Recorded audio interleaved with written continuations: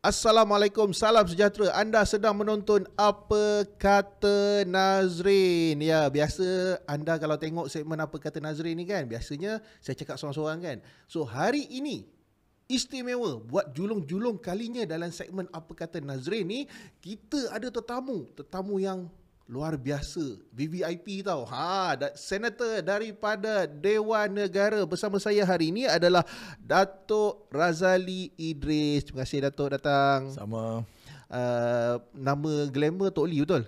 Macam Boleh itulah. Boleh Kawan-kawan panggil macam tu je lah. Kawan-kawan panggil macam tu Tok Lee sedap sikit Panggil nama Senator Datuk panjang sangat Pendek dan mudah. Pendek dan mudah Tok, terima kasih datang hari ini. Puasa penat sikit hari ni Biasalah, dah masuk hari ke-9 ni. 9 ni dia puasa dah jadi biasa lah. Tak ada penat lagi.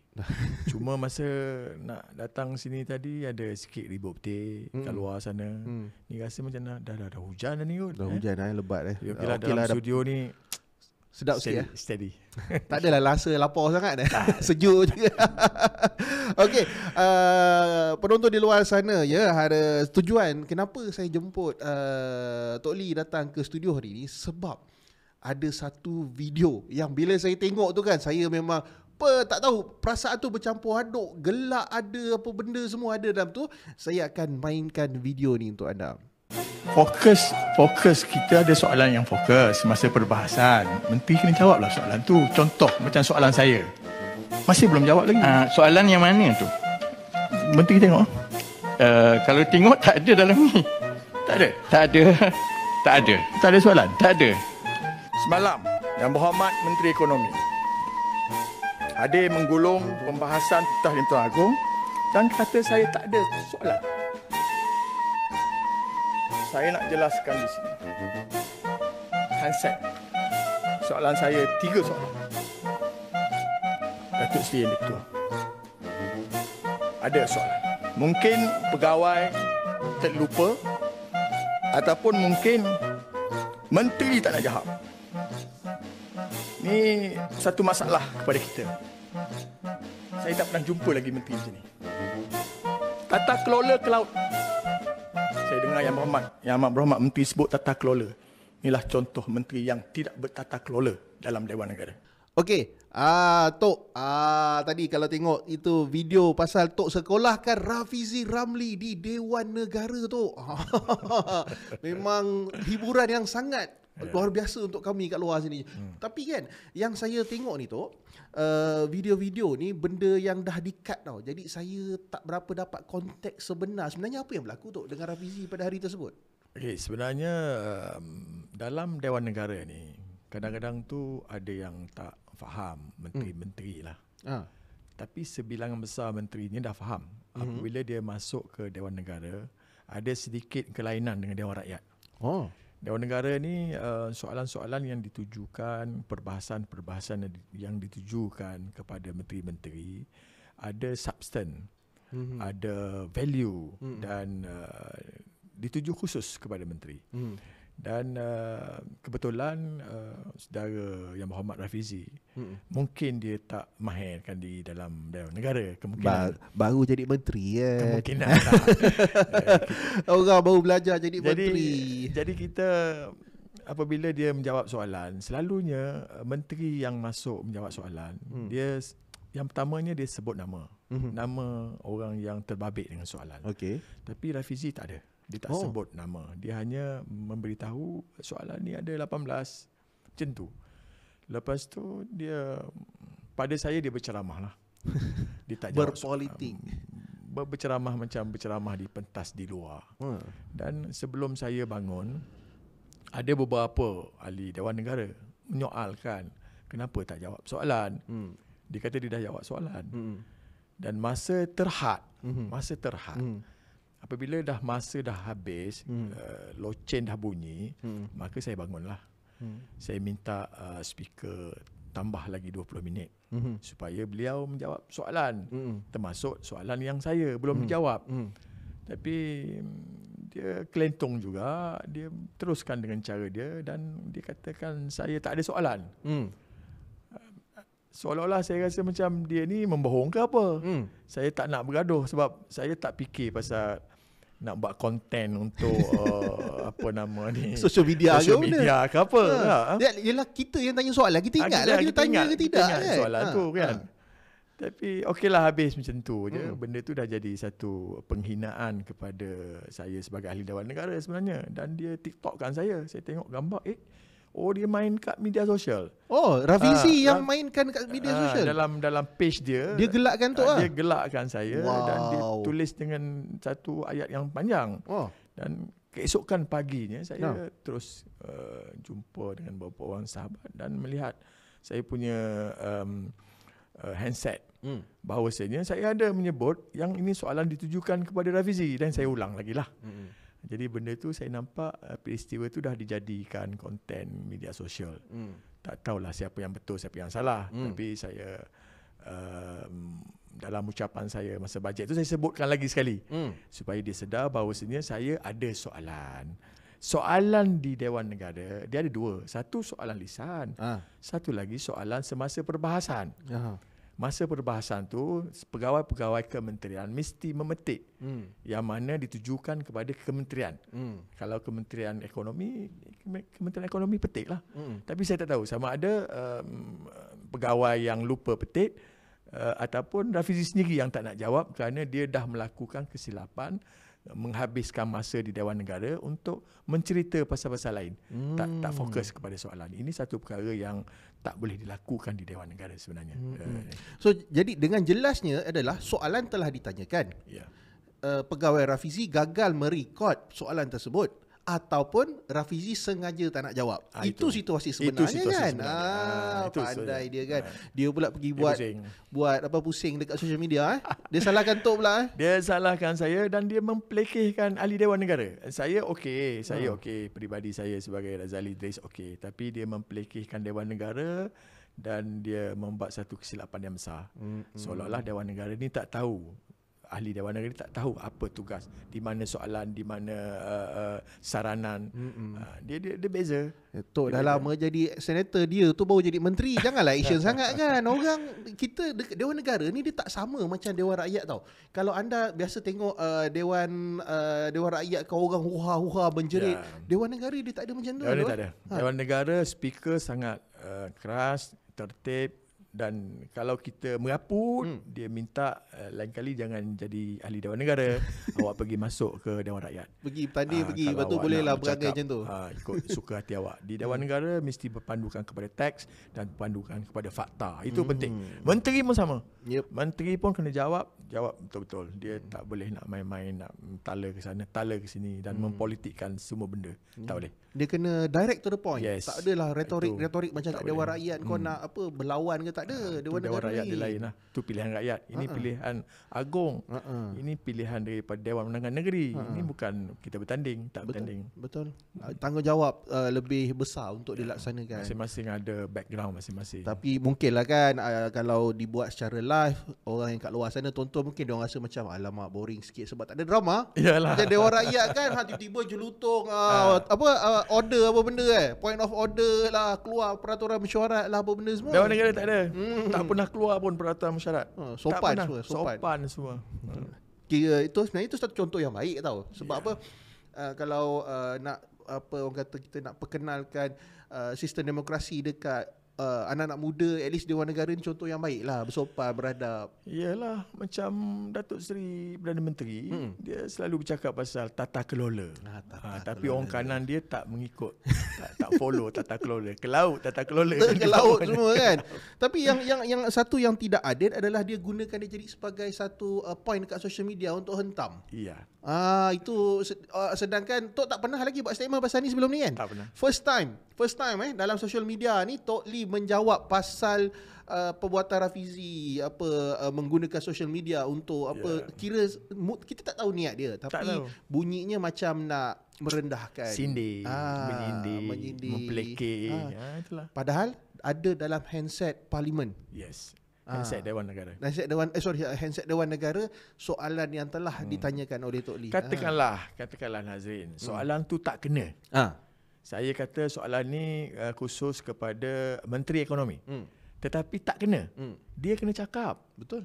Dia kena cakap dalam Dewan Negara, soalan Senator Razali Idris ni tak kena, walaupun dia sebut untuk Menteri Ekonomi, tapi tak kena. Soalan ni sepatutnya pergi kepada Menteri Pertanian. Jadi saya tak boleh jawab lah. Sepatutnya dia kena cakap macam tu. Betul. Tapi dia tak ada cakap macam tu pun. Sama ada kena tak kena, saya pun tak tahu soalan tu kena tak kena. Tapi dia silap. Tu saya tengok muka dia dalam video yang viral tu kan. Saya tengok muka dia tersengih-sengih tu pun saya tersakit hati lah. Tersengih. Mana tak ada soalan macam tu Saya tengok muka dia macam menganjing. Menganjing tau. Ya Allah, ni kat Dewan Negara tu tak payahlah buat perangai macam tu. Itu cerita. Itulah sebabnya kenapa saya panggil Tok Lee datang hari ni, sebab saya rasa tak adil lah. Macam dia orang macam satu pembulian terhadap seorang senator Dewan Negara. Tak adil, memang tak adil. Okay Tok, alang-alang sebab kebetulan lah kan, sambil-sambil saya tengok video pasal Tok dekat sebab saya sebelum ni tak berapa nampak sangat Tok punya video. Jadi sambil-sambil bila saya dah tengok satu video Tok sekolahkan revisi, saya pun berminat lah. Jadi saya pun start search Senator Datuk Razali kan. Ada pula satu video saya terperasan, Tok ada cakap pasal rakyat terceceh. Mulanya saya tengok pasal Rafizi. Tiba-tiba macam best je Tok Lee ni kat Dewan Negara ni kan, berani sekolahkan Rafizi kan. Jadi saya search lagi, saya nampak pasal rakyat terceceh tu. Itu apa benda sebenarnya tu, rakyat terceceh ni? Sebenarnya idea ni saya melihat selepas daripada kengkangan ataupun wabak pandemik COVID-19. Lepas daripada COVID-19, sekarang ni kita masih dalam keadaan endemik, belum lagi keluar 100%. Jadi secara mendadak ada di kalangan rakyat kita yang jatuh susah. Kalau dulu kita bercakap yang jatuh susah ni B40, sekarang ni dah jadi M40, T20, macam-macam. Jadi saya rasa ianya perlu disantuni supaya mereka juga berada bersama dengan kita, seiring dengan kita. Dan sebab itulah saya mula bercakap dan mula membantu setakat yang kita mampu untuk bantu mereka berhadapan dengan situasi yang mereka lalui sekarang. Jadi justru itu saya dengan rakan-rakan ahli Dewan Negara dan juga ahli Dewan Rakyat yang sama dengan prinsip dengan saya, dan kita mula membantu mereka. Dan yang saya nampak terkesan begitu besar sekarang ni ialah di antara mereka yang bukan B40, M40, dan mereka mempunyai simpanan duit KWSP yang tetapi tak boleh ambil. Jadi mereka datang jumpa dengan kita untuk macam mana nak keluarkan KWSP ni, dipanggil KWSP 2.0. KWSP 2.0. Dan tapi bersasar, tak macam dulu. Dulu keluar KWSP tak kira siapa. Semua orang boleh keluar. Semua orang boleh keluar. Sekarang ni bersasar. Dan saya tengok cadangan mereka tu agak memang bagus. Bukan semua, dan kerajaan harus mengeluarkan, bersetuju dan bagi syarat. Dia tak ada masalah, dia boleh bagi syarat, apa syarat pun dia ikut, janji dia boleh keluarkan. Ini bukan untuk membantu mereka untuk berbelanja harian. Ini sebenarnya untuk menghapuskan hutang-hutang semasa COVID-19. Jadi taklah terkena kepada mereka yang B40 saja. Ada yang M40, ada yang T20 dan sebagainya. Dan mereka ni bukan orang yang lebih usia, 60 ke 70 ke, bukan macam tu. Ada yang umur 30, ada yang 40 dan 50, dan dia bercampur. Dan sebab tu saya letakkan rakyat yang tercicir. Bukan rakyat yang golongan miskin, yang tercicir, dan mereka ada keuangan. Dan justru itu hari ini kita mengesyorkan perkara ini kepada kerajaan untuk round pertama ni kita bantu mereka yang mempunyai KWSP dulu. Tapi setakat ni masih gagal lah. Dan kita akan teruskan lagi, tak ada masalah. Kita akan teruskan sehingga insya-Allah sehingga mereka dapat. Tok, sebab tadi Tok cakap pasal kategori rakyat tercicir ni kan, sebab saya boleh orang kata apa, saya menyokong apa yang Tok cakap pasal rakyat tercicir ni. Sebab apa? Saya ada seorang sahabat yang sebelum ni berjawatan pangkat pengurus kanan tinggi-tinggi dekat syarikat swasta ni kan, dan gaji tu memang upper end of M40 lah kan. Tapi disebabkan wabak berlaku, beliau hilang kerja dan sampai ke hari ini masih tak dapat kerja baru sebab yelah sebelum ni bila jawatan tu tinggi, umur pun dah tinggi. Orang nak ambil dia bekerja balik dekat jawatan-jawatan tu pun dah susah. Jadi dia sekarang ni dia terperangkap dengan hutang-hutang yang yelah dah berapa tahun dah kan, daripada tahun 2020 dan 2023 ni kan dia dah accumulated dan boleh saya kategorikan dia sebagai rakyat tercicir lah, padahal dia bukan B40 pun. Tapi terperangkap dengan hutang-hutang yang makin meningkat dah bertahun dah kan. Dan satu benda lagi yang saya suka pasal Tok cakap tadi tu, pasal Tok dan beberapa orang lagi daripada Dewan Negara dan ahli Parlimen Dewan Rakyat maknanya ada jugalah orang atas yang peduli pasal rakyat ni Ya. Sebab macam saya katakan tadi, saya kata tadilah, dia bukan tertumpu kepada B40. Saya tak tahu macam mana pihak kerajaan, terutamanya Menteri Kewangan yang amat berhormat Perdana Menteri berfikir untuk menutup pintu terus. Berunding macam mana nak keluarkan KWSP bersasar ni. Jadi kalau kita lihat dari segi pandangan kasar, memang kita rasakan ekonomi kita dalam keadaan proses untuk pemulihan. Tetapi yang terkesan ni mereka yang berhutang. Jadi kalau berhutang, nak bayar hutang, kena berhutang, itu selalu satu formula yang tak kena pada saya. Tapi pada kerajaan dia mencadangkan supaya dicagarkan KWSP kepada bank. Saya boleh dikatakan ratusan email satu hari saya dapat daripada mereka yang terkesan menghantar email kepada saya yang mereka tidak bersetuju dengan cadangan pihak kerajaan supaya cagarkan KWSP walaupun apa bentuk interest. Dia formula dia paling mudah, nak bayar hutang kena berhutang, itu tak kena pada dia. Jadi sepatutnya kerajaan kena membuka ruang kepada mereka ni berbincang dengan kita. Kita ada formula. Ada ramai di kalangan aktivis dekat luar, NGO, orang-orang yang profesional yang datang berjumpa dengan kita untuk berbincang dengan pihak kerajaan bagi satu formula macam mana boleh ambil KWSP dan lepas tu kita jaga dia sehingga dia kumpul balik dalam KWSP baru, sebagai contoh diperkenalkan baru. Tapi masih lagi juga tidak dipersetujui oleh pihak kerajaan. Dan saya harap kali ini kita bercadang untuk menubuhkan satu jawatan kuasa bertindak. Jawatan kuasa bertindak Jawatan kuasa bertindak untuk mereka yang tercicir. Dan insya-Allah kita dan beberapa ahli Dewan Rakyat, ahli-ahli Parlimen akan bersama-sama dengan kita dan bersama-sama dengan NGO sekali untuk memperjuangkan mereka-mereka yang berada di dalam berada di dalam kategori rakyat tercicir, dan kita akan buat insya-Allah. Nampak tu siap tubuhkan jawatan kuasa bertindak Ini bersungguh lah ni. Bersungguh ni bukan main-main. Jaga kerajaan. Ingat apa, sebab kadang-kadang rakyat kat luar ni tu, kita kadang-kadang rasa macam yelah orang politik ni dah sibuk berpolitik je kan, tak ada orang peduli pasal kita orang ni. Tapi tak sangka ada juga yang masih ingat lagi Terima kasih banyak-banyak betul. Cerita pasal rakyat nak KWSP ni, baru-baru ni saya ada tertengok satu video pasal ada seorang individu berjalan kaki daripada Johor nak ke Istana Negara nak minta keluar KWSP ni tu. Sampai macam tu sekali. Nampak viral hebat sekarang ni. Saya pun nampak dan itulah sebenarnya salah satu aspek yang kerajaan kena lihat. Itu baru seorang. Tak mustahil kejap lagi ada lagi. Betul. Dan beliau menunjukkan kesungguhan untuk membantu keluarga. Tak ada jalan lain lagi dah.